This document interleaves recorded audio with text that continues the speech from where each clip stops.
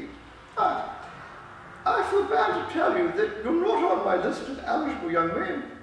Although I do have the same list as the dear Duchess of Bolton has. We work together, in fact. However, I am quite prepared to enter your name in my list should your answers be what an affectionate mother requires. Do you smoke? Well, yes, I must admit I smoke. I'm glad to hear it. A man should always have an occupation of some kind, I find. There are far too many idle men about London. How old are you? 29. A very good age to be married at. I've always been of the opinion that a man who desires to get married should either know absolutely everything or nothing. Which do you know? I know nothing, Lady Bracknell. I'm very pleased to hear it. I do not approve of anything that tampers with the natural ignorance. Ignorance is like an exotic fruit. Touch it, and the bloom is gone. The whole theory of modern education is radically unsound, I find. Fortunately, in England, at any rate, the education process seems to have no effect whatsoever. If it did, it would have proved to be a serious danger to the upper classes, and probably lead to rioting in Grosvenor Square. What is your income?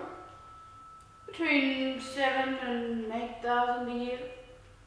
In land or investments? In investments, chiefly. That is satisfactory. What between the duties of expected of one in life and those extracted after death, land has ceased to be either a profit or a pleasure. It gives one position, but prevents one from keeping it up.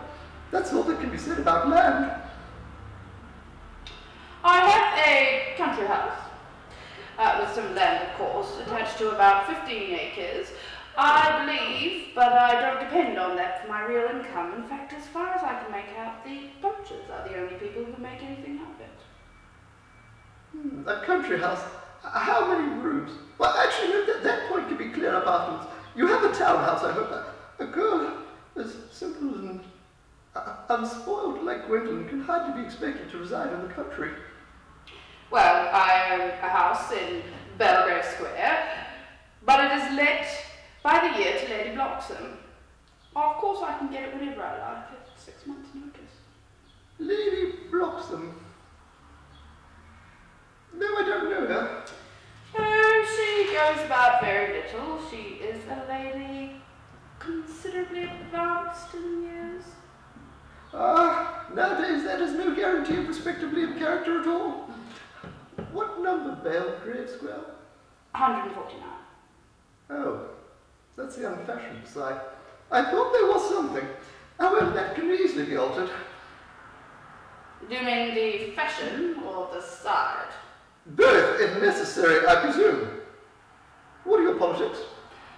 Well, I'm afraid I really have none. I'm a liberal unionist.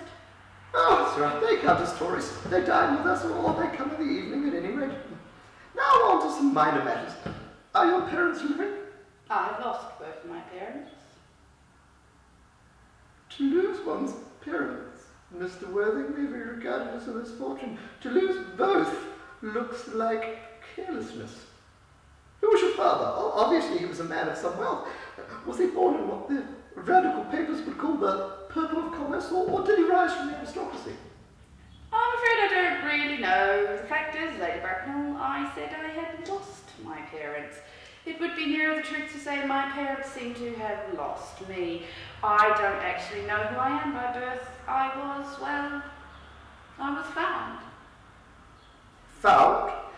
The late Mr. Thomas Cardew, an old man of a very charitable and kind disposition, found me and gave me the name of Worthing, because he happened to have a first-class ticket for Worthing in his pocket at the time.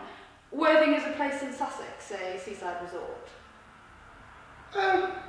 Where did the charitable gentleman who had a first-class ticket to the seaside resort find you?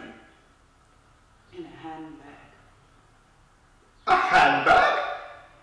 Yes, Lady Bracknell, I was in a handbag. A somewhat large black leather handbag with handles to it. An ordinary handbag, in fact. And in what locality did this Mr. James or Thomas Cardew come across this ordinary handbag? In the cloakroom at Victoria Station. It was given to him in mistake for his own. The cloakroom at Victoria Station? Yes, the Brighton line. The line is very immaterial, Mr. Worthing.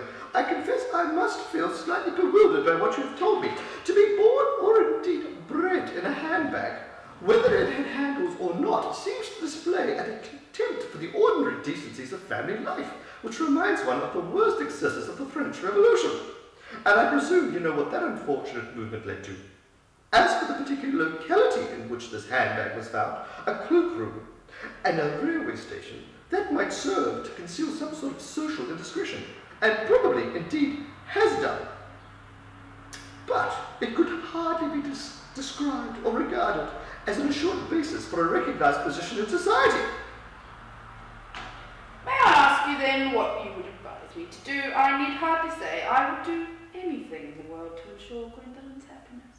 Well, I would strongly advise you, Mr. Worthing, to try and acquire some relations as soon as possible, and to make a definite effort to produce at any rate one parent of either sex before the season is quite over.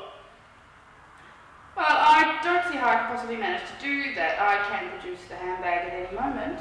It is in my dressing room at home. I really think that should satisfy you, Lady Bracknell. Me, sir? What has it got to do with me?